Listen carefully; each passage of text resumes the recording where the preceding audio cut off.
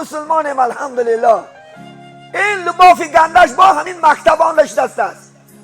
باور میکنین همین هفتم میخوند هشتم میخوند دخترها را این پدرای ناباب مادرای ناباب یک گاره بخش برمده است، بلا برمده است، میتیش از خوندن تمام بد مرد و جنازش خوندن و جنازه همون بچه‌ام همون جوانم در آسمون میخونن، چون که دیگر وی علم حاصل نمیکنه که هوش فقط در این چی است، همون محبت لباف.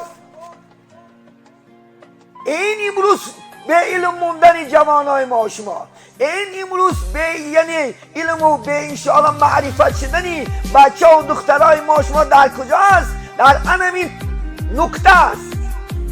خودی که دخترش بهشون میموند، بچهش بیزن میموند. پیغمبر نازنین هم در 25 سالگیش خانه‌دار شد.